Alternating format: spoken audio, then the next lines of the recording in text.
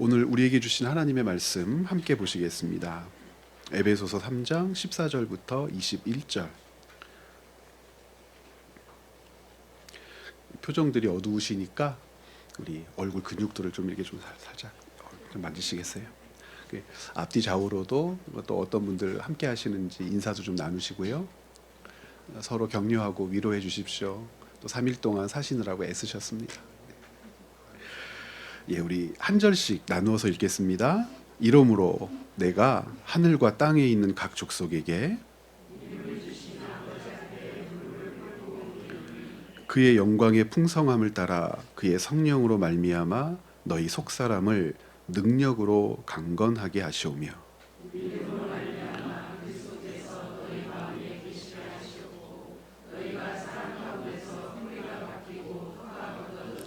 능히 모든 성도와 함께 지식에 넘치는 그리스도의 사랑을 알고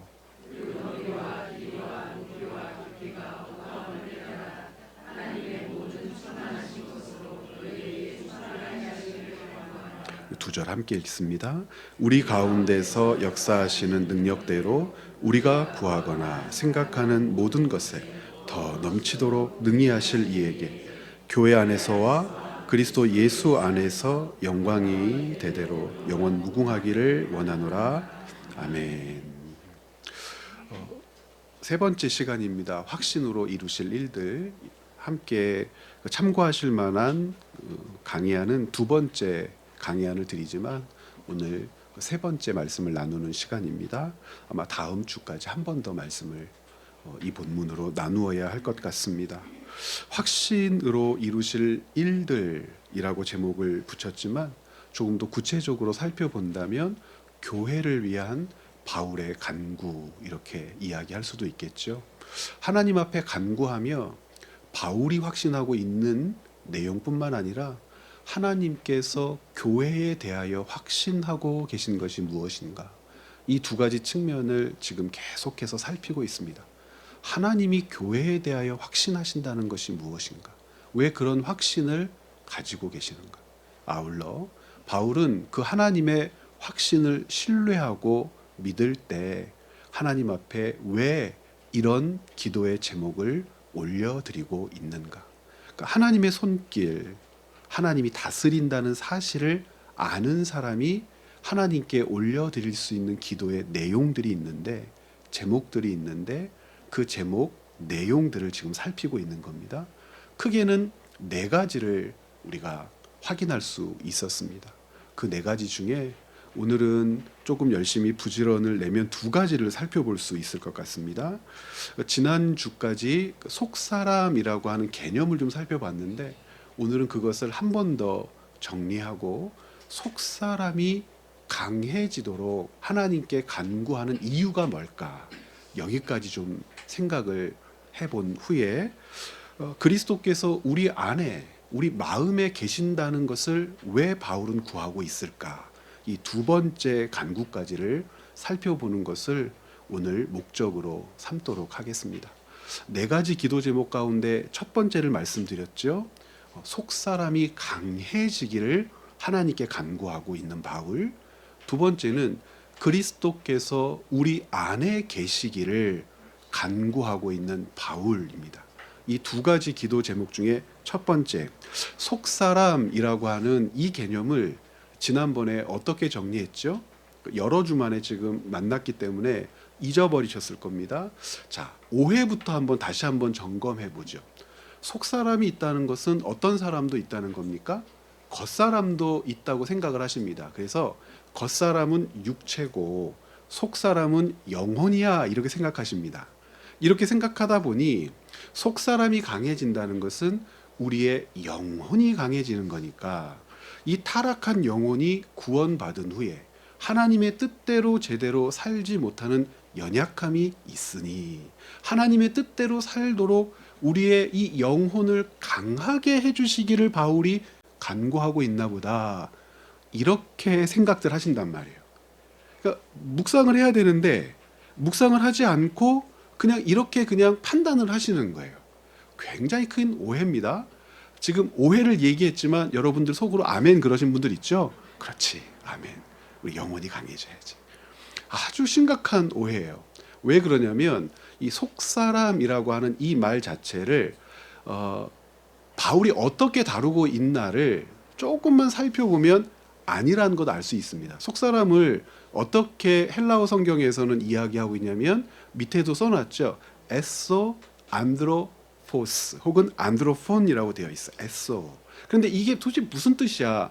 헬라어 이야기를 하기는 힘드니까 요것을 번역한 영어를 보면 속사람이 뭔지를 우리가 생각해 볼 수 있게 돼요. 영어로는 이 에소 안드로폰이라고 하는 헬라어를 어떻게 번역하고 있냐면 inner being이라고 번역해. inner being. inner being. inner being. 왜 우리의 영혼이라고 하지 않고 왜 inner being이라고 번역을 했을까?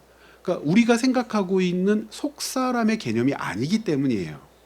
이게 속사람을 영혼이라고 우리의 영혼이라고 했다면 속사람이라고 하는 표현 자체를 안 썼을 거예요. 이제 inner being. 그 inner being이라고 하는 개념이 도대체 뭔가? 속사람을 영혼이라고 오해하다 보니 우리를 나누려는 성향들이 사람들 가운데 있어요. 자, 근데 여러분들 묻고 싶습니다. 여러분들, 그러니까 나라고 하는 존재는 영혼과 육체로 되어 있다는 성경의 가르침을 알고 있는데 나라고 하는 존재를 하나님이 이렇게 보실 때 영혼 따로 육체 따로 나누어서 분리해서 보실까요? 그러니까 나라고 하는 존재를 하나님이 이렇게 바라보시며 사랑하실 때 영혼이 순수하면 영혼을 사랑하시고 육체가 악하면 우리를 사랑하지 않으시고 그럴까요? 하나님이 우리를 바라보실 때 영혼과 육체를 나누어서 영혼에 더 가중치를 주시고 육체에 가중치를 두지 않으시고 그러실까요? 육체는 늙고 병들고 썩으니까 이런 것들은 별것 아니고 영혼을 위해 살아야 해라고 말씀하실까요? 아니죠. 나라고 하는 존재는 박희정 목사를 얘기하는 게 아니라 여러분 한 분 한 분입니다. 한번 가슴에 손을 얹고 생각해 보십시오. 무엇이 나지? 한번 물어보시겠어요? 무엇이 나지요? 나는 도대체 뭘 가르치는 거죠? 나라고 하는 존재가 무엇인지를 설명하기 위해서 바울이 우리에게 가르쳐 준 개념이 무엇이냐면 바로 이 속사람이라고 하는 개념이에요. 속사람은 어떤 물체적 상태를 가르치는 게 아니에요.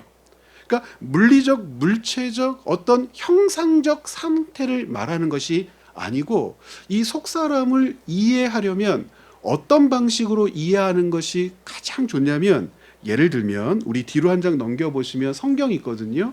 로마서 8장 26절 같이 한번 읽어봐요. 자, 같이 한번 읽어봅니다. 이와 같이 성령도 우리의 연약함을 도우시나니 우리는 마땅히 기도할 바를 알지 못하나 오직 성령이 말할 수 없는 탄식으로 우리를 위하여 친히 간구하시니라. 자, 성령께서 우리의 연약함을 도우신다는데 연약함을 도우신다는 것이 도대체 뭐죠? 우리는 어떤 때에 연약해지죠? 어떤 때에 연약해지냐면 하나님의 뜻을 거스를 때, 그렇죠? 하나님께서 우리에게 주신 당신의 뜻대로 살지 않으려고 할 때, 혹은 하나님께서 우리를 위하여 일하고 계신다는 사실을 밀어내려고 할 때, 무슨 뜻이냐면 하나님을 중심에 두지 않을 때 우리라고 하는 존재는 연약해지는 거예요. 그러니까 하나님이 우리의 주인이시라고 하는 사실을 잊거나 하나님이 우리의 통치자라고 하는 사실을 붙들며 살지 않을 때, 자, 그러면 어떤 때 하나님을 우리 중심에서 밀어내고 하나님의 통치와 섭리를 붙들며 살지 않을까요? 하나님이 나를 위하여 하시는 일에 대한 기대보다 내가 나를 위하여 할 수 있는 일에 대한 기대가 더 클 때 우리는 자연스럽게 말씀으로부터도 멀어지고, 말씀으로부터 멀어진다는 것은 결국 우리를 향한 하나님의 뜻으로부터도 멀어지는 거죠. 멀어진다라고 표현했지만 이것을 이렇게 표현하면 어떨까요? 연약해진다. 연약해진다. 잃는 거예요. 건강함을 잃는 거예요. 아름다움을 잃는 거예요. 명철함을 잃는 거예요. 그런데 그 명철함이건 지식이건 건강함이건 아름다움이건 그것을 잃으면서도 몰라. 마치 간이 아픈 상태에 도달하는 것과 같아요. 간이 아프면 많은 분들이 인식을 잘 못하신대요. 그래서 진짜 아프다 하고 깨달을 때쯤 되면 이미 많이 망가진 상태라고 그러시더라고요. 왜 그럴까? 이 아픈 것을 아픈 것으로 통증으로 느끼지 못할 만큼 받아내는 거죠. 그런데 우리의 삶 가운데에서 그런 모습이 있는 거예요. 연약해지는 거거든요. 아름다운 것을 잃어가는 것이고 생명으로부터 멀어지는 것이고 명철함과 지혜로운 판단과 결정이 아니라 어리석은 결정이거든요. 어떤 확신이 있기에 도대체 이렇게 사는 걸까? 하나님이 내 중심에 계신다는 것을 인식하지 않아야 더 도움이 되고, 하나님이 나를 위하여 일하시는 것보다 내가 나를 위하여 도모하는 것이 내게 더 큰 도움이 된다고 믿어질 때 사람은 자기가 연약해지는지도 모르고 빛으로부터 멀리 가는지도 모르고 많은 것을 잃는다는 사실도 모르고 그렇게 살아요. 그러면 하나님께서 우리를 그냥 내버려 두실까? 아니죠. 우리의 양심을 불러일으키기도 하시고 우리의 삶의 내용을 다듬으시며 바라보게도 하시고 때로는 거친 것들을 주어서 편안히 가지 못하게도 하시고 때로는 아닌 것과 옳은 것과 바른 것을 분별하도록 지혜의 영으로 우리 곁을 지켜 우리와 함께 계시겠죠. 자, 로마서 8장 26절에서 우리의 연약함이라고 하는 것은 바로 그런 거예요. 연약함을 그래서 어떻게 이해하는 것이 좋냐면 사고, 의지, 판단, 영적 인식의 통합이라고 하는 것이 있어요. 뭐라고요? 사고, 인식, 판단, 모든 인식의 통합, 이것 전체를 가르쳐서 우리는 존재한다라고 부릅니다. 그러니까 사람이라고 하는 내가 존재한다는 것은 내가 뭐 하고 있다는 겁니까? 사고하고 있다는 거죠. 나는 어떻게 할 수 있다는 겁니까? 인식할 수 있다는 거죠. 나는 무엇의 주체가 될 수 있습니까? 이것과 저것 중에 이것을 판단할 수 있는 주체가 될 수 있다는 거죠. 자, 그러면 사고해요. 이것이 좋은지 싫은지 나쁜지 어려운지 편안한지 고통스러운지 인식해요.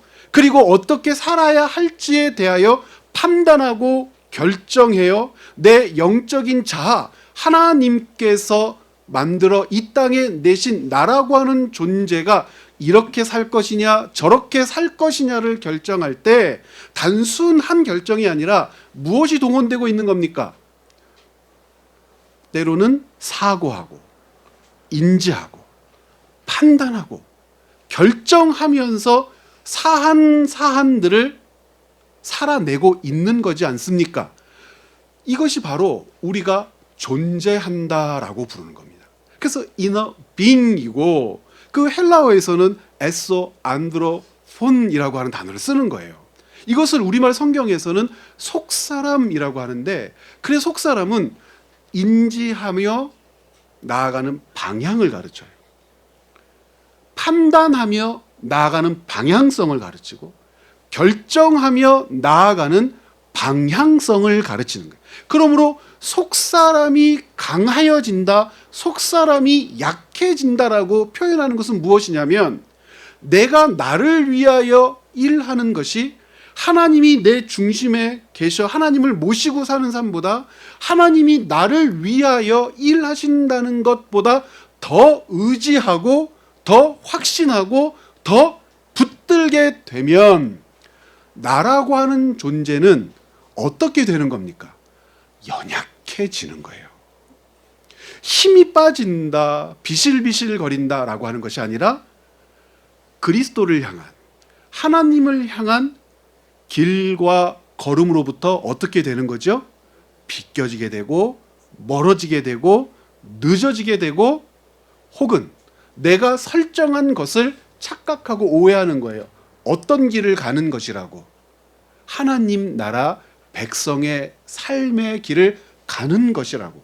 그러므로 속사람이 강하여지기를 간구한다는 것은 우리의 삶의 내용에서는 반드시 무엇이 있을 수밖에 없어요. 사고하는 거죠. 생각하는 거예요. 생각해요. 여러분, 생각할 때 수많은 생각들이 우리의 결정을 도출하게 하잖아요. 야, 이익이야, 손해야, 해야 해, 말아야 해. 이것은 옳은 걸까? 내가 여기에 참여하는 게 맞나? 내가 계속 이 일을 붙들고 있어야 되나? 자, 하나님을 중심에 모시고 하나님의 말씀이 이 사고를 바르게 할 수 있도록 힘을 주는 역사라면, 해야 하는가 하지 말아야 되는가, 붙들어야 되는가 놓아야 되는가, 행해야 되는가 멈춰야 되는가라고 하는 우리 머릿속을 가득 채우는 이 사고들이 어떤 방향으로 움직이겠어요? 그리스도를 향한 방향으로 움직이겠죠. 하나님 나라 백성이 하나님 나라의 완성을 향하여 걸어가는 길로 움직이겠죠. 이 총체적인 것을 우리는 속사람이 강하여진다라고 이야기한단 말입니다. 그러면 이 속사람을 오해하면 어떤 짓들을 할까요? 그리스도인들이? 야, 이 더럽고 추잡스러운 내 안에 있는 속사람을 깨끗하게 해야 하니까 금식 기도를 좀 해볼까? 예를 들어 40일 기도를 작정하고 해볼까? 아니면 이걸 어떻게 이걸 해볼까? 옛날 교회 공동체들에서는 수행이라고 하는 것을 했어요. 수행. 루터 같은 사람도 어떤 과정을 통해서 이건 아닌데라고 깨달았다고 그래요. 고행을 통하여 속사람이 깨끗해질 수 있다는 착각 때문에. 옛날 그 카톨릭 사제들이나 믿음의 경륜이 높았던 사람들은 채찍을 휘두르며 자기 몸을 치면서 걸었어요. 나는 죄인입니다. 나는 죄인입니다. 나는 죄인입니다. 이것이 악한 속사람을 죽이는 방법이라고 생각했고, 어떤 사람들은 거친 땅을 무릎으로 기어가면서 자기의 욕구, 욕망, 탐욕 같은 것을 제어하고 다스리면 이 약한 속사람이 강해진다고 생각했어요. 속사람을 강하게 하는 것이 그런 수행, 고행, 어떤 자기가 만들어 놓은 사람의 연단 방식 같은 걸로 가능한 겁니까? 우리는 분명히 아니라고 말할 수 있어요. 왜 그렇습니까? 오늘 말씀이 가르쳐 주기 때문에 그래요. 자, 16절 다시 한번 읽어볼까요? 그의 영광의 풍성함을 따라 그의 성령으로 말미암아 너희 속사람을 능력으로 강건하게 하시고. 자, 우리의 속사람이 강건하게 될 수 있는 방법은 뭐라고 되어 있어요? 그의 성령으로 말미암아 그랬잖아요. 그러니까 로마서 8장 26절에 뭐라고 되어 있어요? 다시 한번 읽어볼까요?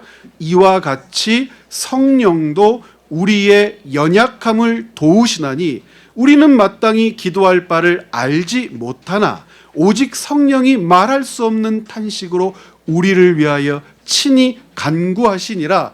에베소서 3장 16절 방식으로 로마서 8장 26절을 이해한다면 그의 성령으로만 우리의 속사람이 강하여질 수 있으니까 성령께서는 말할 수 없는 탄식으로 우리를 곁에서 도와 우리를 연약한 지경에 내버려 두지 않으시고 조금 전에 이야기했던 사고, 인식, 의지, 영적 총체인 나, 즉 존재하는 나를 붙들어 도우시는 거예요. 그래야만 우리가 어떻게 될 수 있습니까? 강하여질 수 있다고 우리에게 가르쳐 주죠. 돌을 닦는 것처럼 그리스도인들의 강함은 수행으로 이루어지는 것 아닙니다. 그래서 1페이지 한번 정리하는 글을 한번 같이 한번 볼까요? 속사람의 강건은 자기 안에 잠재된 어떤 고결한 자원을 뭐하는 일이 아니에요. 단련하는 일이 아니에요. 속사람은 나예요. 어떤 납니까? 생각하고 인식하고 판단하고 이 모든 것을 붙들어 살아가도록 은혜를 주신 하나님 앞에 선 나. 이것을 우리는 속사람이라고 부르는 겁니다.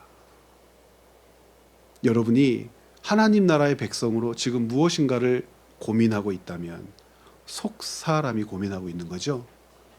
여러분들이 지금 무엇을 판단하고 결정할 때 많이 힘들어하며 아파하고 있다면 속사람이 힘들어하고 아파하고 있는 것이죠.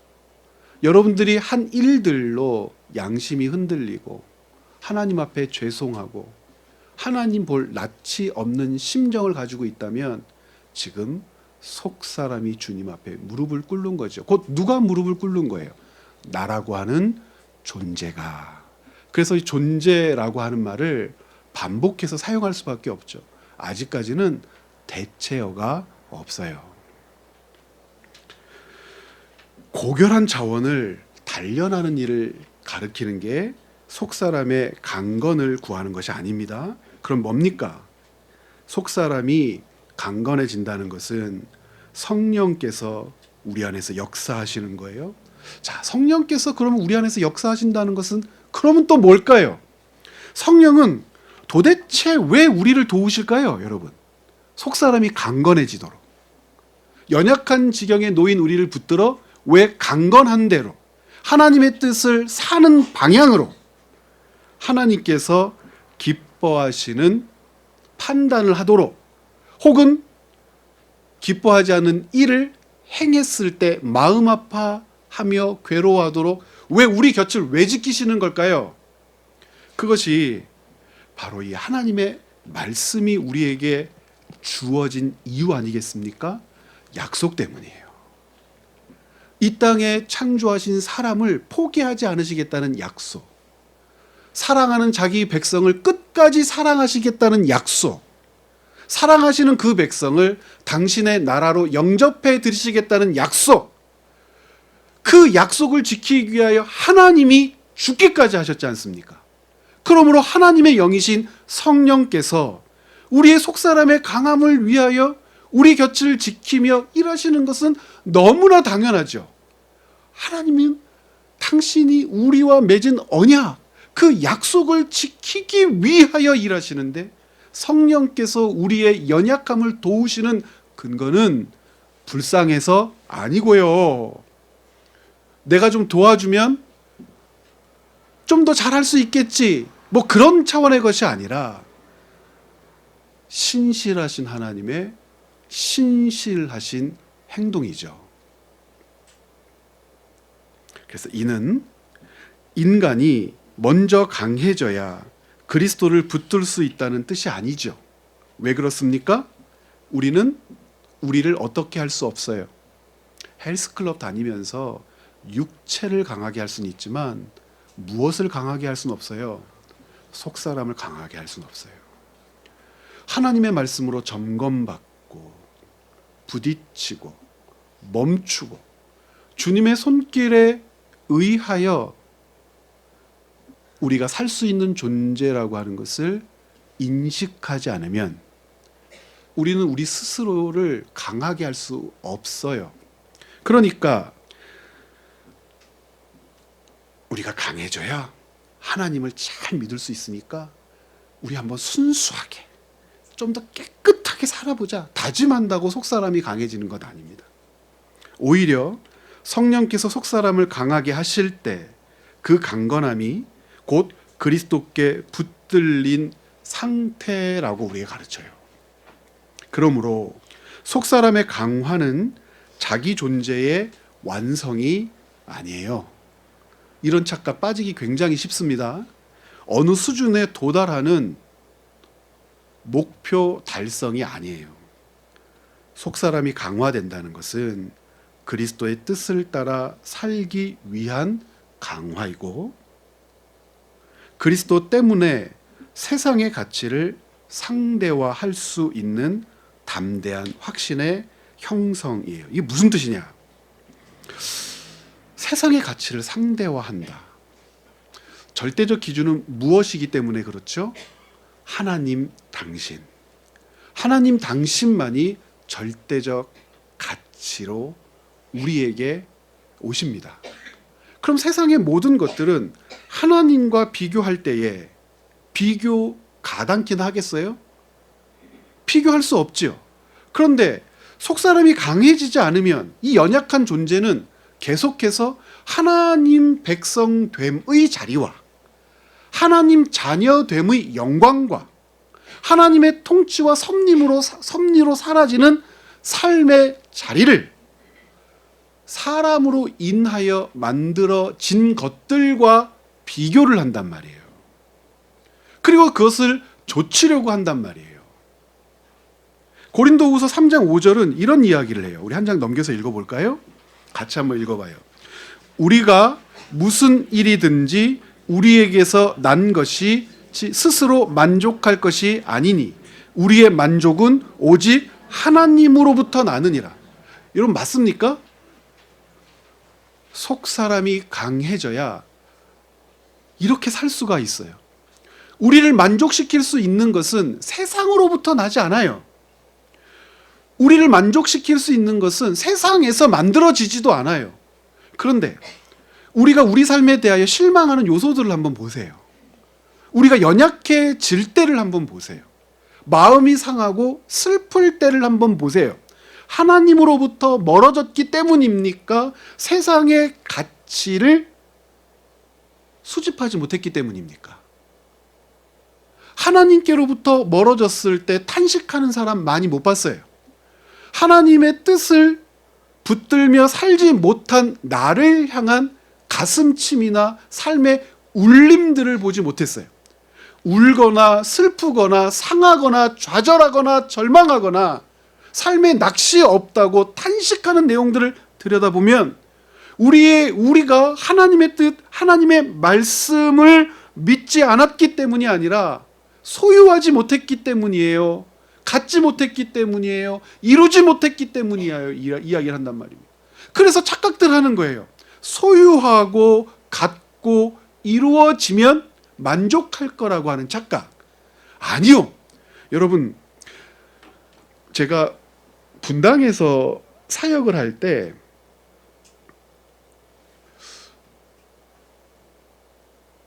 몸이 많이 아팠던 전도사님이 한 분 계세요. 함께 사역하셨던 전도사님 중에. 이 전도사님은 암과 관련된 수술을 여러 번 하셨었습니다.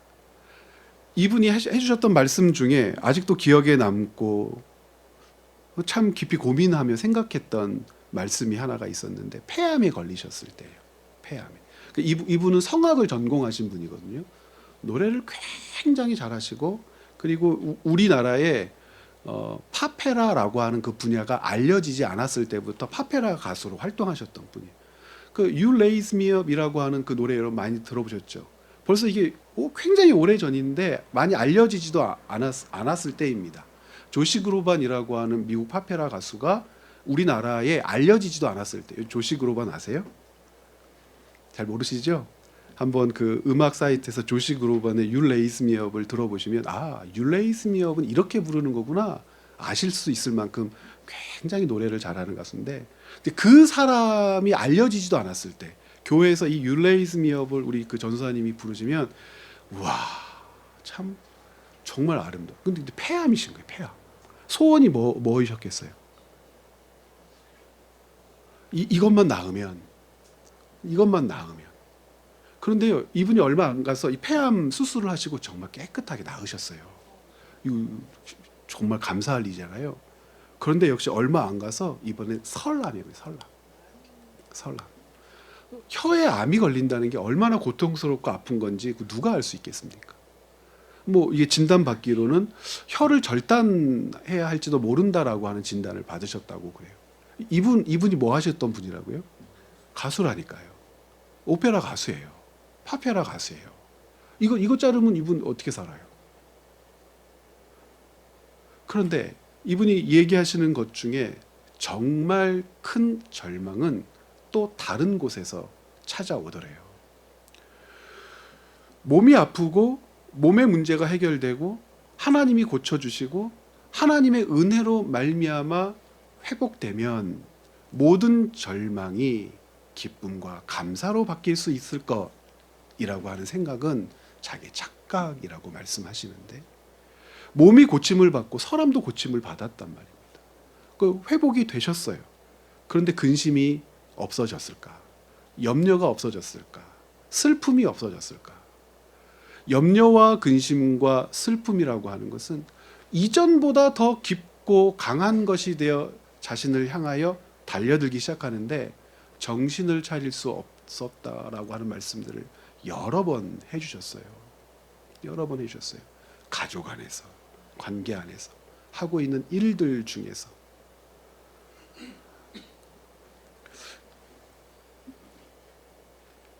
하나님께로부터 온 것만이 우리를 만족하게 한다. 제가 이 고린도 후서 3장 5절에 있는 말씀으로 체험과 비움의 교회의 표어를 생각했거든요.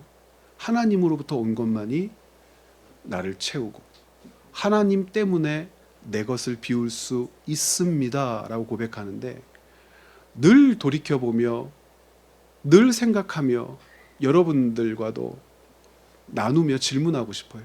정말 하나님께로부터 온 것만이 여러분들을 채웁니까? 하나님께로부터 온 것이 여러분을 채우면 세상의 것들은 어떻게 바라보게 돼요? 상대적인 것이죠. 절대적인 것으로 체험을 받은 자가 그 도토리 키재기와도 같은 상대적인 것들 때문에 이 절대적인 가치를 포기해요? 그런데 사람은 포기해요. 포기한다는 것이 무엇이냐면 너무나 쉽게 절망하고 너무나 쉽게 슬퍼하고 너무나 오래 근심하고 너무나 강하게 자기 자신을 비하해요. 내가 누군데? 내 존재가 무엇인데? 하나님이 나를 어떻게 여기시는데? 안다고 하지만 아는 겁니까? 그게 아는 게 아니죠. 왜 끊임없이 성경을 읽고 기도하고 신앙생활을 하며 서로를 격려하고 위로해요?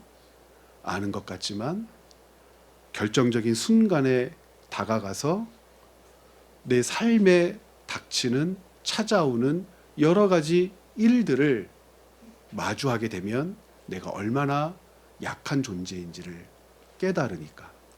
성경은 평생 우리에게 그래서 무엇을 가르쳐 주냐면 하나님만이 너를 만족시킬 수 있어. 이것은 참이다 라고 하는 사실을 그래서 우리에게 가르쳐 주는 거죠. 우리 고린도후서 3장 5절 말씀 다시 한번 읽어볼까요? 우리가 무슨 일이든지 우리에게서 난 것 같이 스스로 만족할 것이 아니니 우리의 만족은 오직 하나님으로부터 나느니라. 그래서 그리스도 때문에 세상의 가치를 좇지 않을 수 있는 담대한 확신의 형성이 성령으로 말미암아 강하게 된 나입니다. 그러니까 인간에게서 그리스도를 향한 방향성이 사라지면 어떻게 될까요? 그리스도를 향한 방향성을 우리는 존재의 방향이라고 했고, 그리스도를 향한 방향성이 분명하다는 것을 무엇이 강하다고 고백했어요? 속사람이 강하다. 그럼 다시 한번 반대로 속사람이 강하다라고 하는 것은 그리스도를 향한 방향성이 확실해졌다는 것이고, 그리스도와 함께 하나님 나라의 가치를 가장 소중한 것으로 붙들며 사는 것이 확정되었다는 겁니다. 그럼 반대가 되면 그리스도를 향한 방향성이 사라졌다는 것은 속사람이 연약하다는 것이고, 속사람이 연약한 그리스도를 향한 방향성이 사라지면 무엇을 숭배하는 사람이 되냐면 그 속사람을 숭배하는 존재가 되어버립니다. 내가 나를 섬기는 거죠. 내가 나를 위하여 사는 것을 가장 옳다 여기며 살게 되는 거죠. 우상 숭배는 그래서 멀리 있지 않아요. 우상 숭배는 우리에게서 떨어져 있지 않아요. 우상 숭배는 나와 상관없는 다른 종류의 악한 역사가 아니에요. 우상 숭배는 그리스도를 향한 방향성이 사라질 때 내가 나를 섬기게 된 상태를 가리키는 것이기도 합니다. 그래서 바울은 그의 영광의 풍성함을 따라 그의 성령으로 말미암아라고 하는 표현을 쓰죠. 이것만이 무엇을 강하게 할 수 있으니까요. 속사람을 강하게 할 수 있으니까. 그러므로 여러분 반복해서 확인하셔야 돼요. 성령께서는 우리의 속사람이 강해지도록 우리를 도우십니다. 한없는 탄식으로 우리의 속사람이 강해지기를 위하여 기도하십니다. 우리의 속사람이 강해야 그리스도를 향하여 살고 그리스도와 함께 하나님 나라 백성답게 살기 때문에, 그러면 성령께서 우리를 어떻게 도우시는지 알아야 도움의 내용들을 구하기도 하고 돕고 계신다는 사실을 인지하여 붙들기도 하고 도우시는 하나님의 은혜로 연약해진 우리가, 실망한 우리가 다시 추스르며 위로받으며 살아가야 할 것 아닙니까? 어떻게, 무엇이, 어떤 방식으로 성령께서 우리를 위하여 일하고 돕는다는 것을 알게 될까요? 명상하면, 깊이 골똘히 생각해 보면 아니죠. 성경을 읽어야 되는 거예요. 하나님의 말씀은 그래서 우리에게 주어진 거예요. 우리의 속사람을 강하게 하기 위하여 성령이 일하신다는데, 성령께서 우리의 속사람을 위하여 오늘도 우리를 돕고 계신다는데 도대체 어떻게 돕고 계실까? 어떻게 일하실까? 잘못 엇나간 사람들을 바른 길로 어떻게 인도해 가실까? 잘못 선택한 것들에 대하여 하나님은 어떻게 기회를 주어 돌이키게 하실까? 자기에게 절망한 사람을 하나님은 어떤 방식으로 일으키실까? 하나님이 우리의 아버지 되심을 고백하지 못하는 연약한 믿음에 놓인 사람들을, 믿음이 없는 사람들을 하나님은 포기하지 않으시고 어떻게 붙들어 결국 믿음의 자리에까지 이끌어내실까? 어떻게 할 거예요? 우리는 늘 하나님이 아닌 것들을 조차 생각하고 판단하고 결정하고 싶어하는 죄인들인데, 죄가 우리 안에 들어왔다는 것은, 우리가 죄인이라는 것은, 죄로 말미암아 죽었다는 것은 끊임없이 속사람을 스스로 죽이는 길을 선택했다라고 하는 것과도 같은 말입니다. 그러니 하나님의 말씀으로 우리를 강하게 하시려는 성령의 역사를 인지하고 붙들지 않고 우리가 하나님의 백성으로 이 땅에서 어떻게 살아갈 수 있겠습니까? 빌립보서 3장 8절부터 9절에서 그래서 이런 말을 합니다. 같이 한번 2페이지로 넘어가서 읽어보겠습니다. 또한 모든 것을 해로 여김은 내 주 그리스도 예수를 아는 지식이 가장 고상하기 때문이라. 자, 예수를 아는 지식을 왜 가장 고상하다고 하는지, 예수를 아는 지식이 있어야 성령께서 우리를 위하여, 무엇을 위하여, 어디서 어떻게 일하시는지를 알게 되니까 그런 것 아니겠습니까? 내가 그를 위하여 모든 것을 잃어버리고 배설물로 여김은 그리스도를 얻고 그 안에서 발견되려 함이니 내가 가진 의는 율법에서 난 것이 아니요 오직 그리스도를 믿음으로 말미암은 것이니 곧 믿음으로 하나님께로부터 난 의라. 계속해서 바울은 빌립보서 3장 13절에서 이렇게 얘기해요. 제가 읽어보겠습니다. 형제들아, 나는 아직 내가 잡은 줄로 여기지 아니하고 오직 한 일, 즉 뒤에 있는 것은 잊어버리고 앞에 있는 것을 잡으려고 표대를 향하여 그리스도 예수 안에서 하나님이 위에서 부르신 부름의 상을 위하여 달려가노라. 한마디로 줄이면, 한 문장으로 줄이면 이거 뭐라고 할 수 있겠죠? 속사람이 강하여 그리스도를 바라보며 그리스도와 함께 하나님 나라 백성으로 산다는 것 아닙니까? 속사람이 강할 때 어떻게 살 수 있는지를 이렇게 가르치죠. 골로새서 3장 1절부터 2절도 그래서 중요해요. 우리 골로새서 말씀 같이 한번 읽어보겠습니다. 그러므로 너희가 그리스도와 함께 다시 살리심을 받았으면 위의 것을 찾으라. 거기는 그리스도께서 하나님 우편에 앉아 계시느니라. 위의 것을 생각하고 땅의 것을 생각하지 말라. 이렇게 속사람의 강함을 그래서 바울은 간구하는 거죠. 속사람의 강함은 무엇으로만 이루어질 수 있는 일입니까? 성령으로만. 그리스도의 영이신 성령으로만 이루어질 수 있고, 성령으로 우리를 위하여 일하신다는 사실을 우리는 무엇을 통하여 확인하고 깨닫고 붙들 수 있습니까? 말씀. 하나님의 말씀을 통해서 나를 위하여 일하시는 우리 성령님을 만나 뵐 수가 있습니다. 두 번째는 무엇을 위하여 기도해요?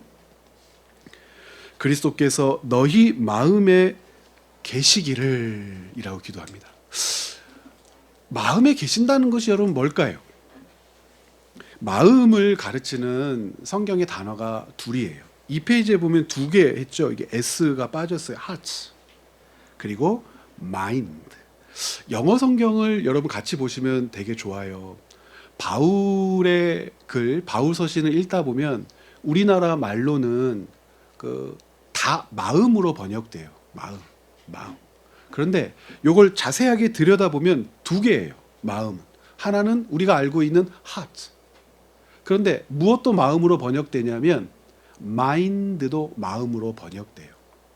왜 이런 현상이 일어날까? heart 그러면 요즘 생각할 때 마음 그러면 어떤 인상이 있으세요? 마음은 뭐예요? 느끼는 거라고 생각하죠. 뭘 느끼는 곳입니까? 감정을 느끼는 곳. 그렇죠? 마음이 기뻐, 마음이 슬퍼, 마음이 아파, 이 가슴이 찢어질 것 같아. 이런 표현을 쓰는 이유가 이 마음을 어떤 단위라고 생각하냐면 감정을 받아들이는 단위라고 생각합니다. 그럼 고대 사람들도 그랬을까요? 우리는 마음 그러면 마음이 어디에 있어요? 자, 마음이 어디 있습니까? 그리고 심장을 붙들잖아요. 왜 마음이 심장이 마음이라고 생각하고 마음의 자리라고 생각할까요? 왜 그러세요? 심장이 두근두근 거리기도 하고, 그렇죠? 이게 심장이 두근두근 거리면 막 불안하지 않습니까? 근데 심장이 두근거리면 뭐 해도 생기죠? 바카스 2병을 연달아 마셔도 심장이 두근거리는 거죠. 커피를 3잔 마셔도 심장이 두근두근거리는 겁니다. 심장이 두근두근거리고 긴장이 될 때 혹시 카페인이 많이 들어간 음식을 먹지 않았나 생각하셔도 돼요. 막 불안하고. 그럼 이 릴렉스 할 수 있는 약 같은 거 드시는 것 아닙니까? 그래서 우리는 마음 그러면 심장을 가르치는데, 고대 사람들, 특별히 근동 지역 사람들은 마음이 어디 있다고 생각했냐면 머릿속에 있다고 생각했어요. 그 마음이 어디 있어요? 그러면 우리나라 사람들은 마음이 아파요. 그럼 옛날 고대 사람들은 어떻게 했을까요? 마음이 아파요. 그랬겠죠. 이제 왜 이렇게 말씀을 드리냐면, 우리가 생각할 때에 인식하는, 이해하는 이 단어의 받아들임의 내용이 달라요. 하츠라고 하기 때문에 심장을 가리키는 것 같고, 마인드도 마음으로 번역하기 때문에 이것은 조금 다른 영역에서 지식과 생각을 이야기하는 것 같지만 넓은 범주 안에서는 하나로 여길 수 있는 개념이에요. 왜 하나로 여길 수 있는 개념이냐면, 자, 무엇부터 한번 생각해 보시면 좋으냐면, 바울이 이렇게 기도한다고 그랬잖아요. 그리스도께서 너희 마음에 계시고, 이 계시고는 이렇게 번역되는 게 맞아요. 옛날 성경에는 계시고라고 하지 않고 뭐라고 되어 있어요? 거주하시다, 거하시다라고 되어 있어요. 이게 더 좋은 번역이에요. 계신다라고 하는 것은 어떻게 이해해야 되는 개념이냐면, 계신다, 거주하신다. 그러니까 거주라고 하는 말은 단회적 개념입니까? 아니면 항상 있는 상시적 개념입니까? 상시적 개념이죠. 그러니까 바울이 요구하는 것은 어떤 때는 하나님의 생각 안에, 하나님의 뜻 안에 머물기를 바라는 겁니까? 아니면 항상 그리스도께서 우리와 함께 계시기를 바라는 겁니까? 두 번째겠죠. 그럼 이렇게 생각할 수 있습니다. 우리 주 그리스도는 어떤 때는 우리에게 계시고 우리가 생각할 때 어떤 때는 안 계시고 그러는 분입니까? 항상 우리와 함께 계십니까? 항상 우리와 함께 계십니다. 그런데 바울은 왜 그리스도께서 너희 마음에 거주하시기를 이라고 기도하고 있을까요? 우리를 아는 거죠. 자, 조금 전에 앞에 있는 내용 살폈던 것 여러분 조금만 생각해 보십시오. 하나님을 중심에 모시고 하나님의 뜻을 사는 것이 옳다고 여기는 것 같지만 사람들은 무엇을 조차 사는 것을 더 옳다고 여겨요. 내 판단과 인지와 의지와 결정이 나를 더 유익하게 할 거라고 생각을 해요. 그때는 누가 우리 안에 계신다는 것을 잊어버리는 겁니까? 그리스도께서 우리 안에 계신다는 것을 잊어버리는 거죠. 그런데 그리스도께서 우리 안에 계심에도 불구하고 왜 그렇게 하는 거죠? 그리스도로 말미암는 유익보다 내가 나로 말미암아 만들어낸 유익이 더 좋은 것이라고 여기니까. 그래서 끊임없이 속이는 거예요. 어떻게 속이는 겁니까? 이것이 옳은 거야, 좋은 거야, 하나님이 은혜로 주시는 거야. 그런데 이것을 분별할 수 있어야 되는데 분별하지 않아요. 눈 감고 마음을 닫아버립니다. 눈 감고 마음을 닫는다는 것은 무엇에 대하여입니까? 말씀에 대하여죠. 하나님의 말씀은 아니라고 얘기해도 눈 감고 마음을 닫아 내가 생각하는 이익을 만들어낼 수 있으면 하나님의 뜻이라고 우기기 시작하는 거예요. 하나님의 말씀만 보지 않으면 돼요. 하나님의 말씀만 듣지 않으면 돼요. 그러면 안 걸려. 하나님의 말씀과 하나님의 말씀을 읽고 듣는 일을 하지 않으면, 그리고 읽는다 하더라도 그것을 어떻게 하는 것을 용인해요. 왜곡시키는 것을 용인하면 정당하다고 생각한단 말이에요. 요즘만 그렇게 한 것이 아니라 고대 시대에도 그랬던 것 같아요. 어떤 일들이 벌어졌을까요? 에베소서에서 자랑하지 말라고 얘기했고 차별하지 말라고 얘기했고 하늘의 것을 구하라고 얘기했는데 에베소 교회로 모인 공동체가 늘 자랑해요. 뭘 자랑하냐면 족보를 자랑해요. 자기들의 가문을 자랑해요. 차별해요. 유대인과 이방인을 차별해요. 하늘의 것을 구하라고 그렇게 얘기했지만 땅에 있는 것을 구하되 그 뭘까요? 돈을 구하고요. 자기의 이익을 위하여 형제들을 업신 여기고요. 교회가 아프든지 슬프든지 괴롭든지 상관하지 않고 자기의 이익만을 위해서 행동해요. 그러면서도 그것을 뭐라고 부르더라? 하나님의 은혜라고 부르더라. 바울이 가슴이 찢어지는 거죠. 그래서 예수 그리스도께서 계시기를 바란다라고 하는 이 바울의 기도는 정말 간절하고 기쁜 뜻을 내포합니다. 이 페이지 아랫단 한번 보시겠어요? 거하다는 표현은 일시적 체류가 아니라 지속적이고 정착적인 거주를 얘기하죠. 언제나 계신다는 것을 인식해야 해. 속사람이 강해야만 가능한 것입니다. 감정 체험이 아니라고 그랬습니다. 예수님이 계시면 어떤 거라고 생각합니까? 눈물이 막 나고 막 행복하고 막 은혜 받은 것 같고, 이게 예수 그리스도께서 계신 증거입니까? 성경은 그것을 예수 그리스도께서 계신 증거라고 우리에게 안 가르쳐요. 거하신다라고 하는 것은 감정적 요인의 느낌이 아니에요. 거하시면 어떤 일이 벌어지죠? 내가 인지하고 사고하고 결정하고 판단하는 것이 달라져요. 무엇을 조차 행하게 됩니까? 말씀을 조차 행하게 돼요. 나보다 다른 사람을 더 귀하게 여겨라 라고 하는 말대로 행하게 돼요. 그런데 여러분, 이거 안 쉬운 거 금방 알잖아요. 이 일 순간순간 못하고요. 그렇게 하고 싶지도 않아요. 그런데 누가 계시면, 그리스도께서 내 안에 계시면 그렇게 한다는 거예요. 그러니까 그리스도께서 내 안에 계신 것을 무엇이라고 자꾸 속이고 싶어 합니까? 내 마음이 따뜻해, 흐뭇해, 찬양을 하면 기뻐, 즐거워, 눈물이 막 나와. 그러면 그때는 하나님이 함께 계시는 것이고, 이기적으로 나만을 위해서, 내 것을 위해서 판단하고 행동하고 다른 사람들을 외면하면 그때는 그리스도께서 떠난 것이고 그러신 것입니까? 그리스도께서 함께 계신다면 감정이 유발하여 눈물을 폭포수처럼 쏟아내게 하는 것이 아니고 뭐가 바뀌어요? 결정이 바뀌고 판단이 바뀌면 내 안에 그리스도가 계신 증거가 된단 말입니다.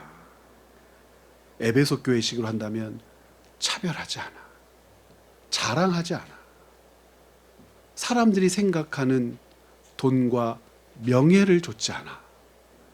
이런 일들이 교회 안에 생기고 확인되면 그리스도께서 우리의 마음에 계신 거죠. 그래서 마음이라고 하는 것을 이렇게 생각해야 돼요.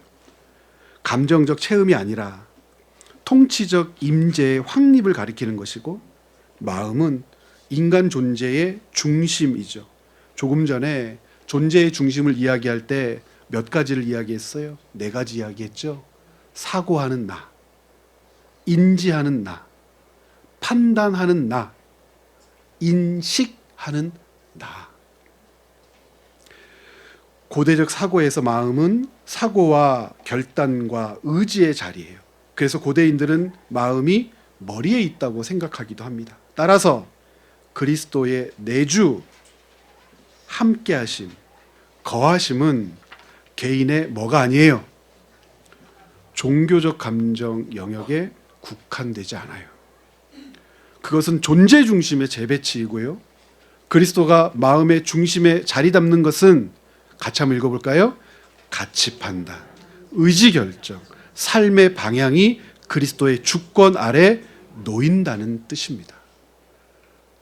그리스도께서 내 마음에 계시면 뭉뚱그려서 착한 사람이 됩니다. 조심해서 하셔야 됩니다. 조심해서.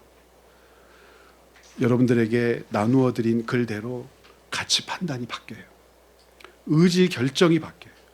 삶의 방향이 그리스도의 주권 아래 놓임을 확인하게 돼요. 그리스도께서 우리의 마음에 계신 증거가 되는 겁니다. 오늘 여기까지 함께 말씀을 나누고요. 다음 주에 이 2번째 부분 조금 더 필요한 부분들을 확인할 수 있는 시간 그렇게 갖도록 하겠습니다. 함께 기도하시겠습니다.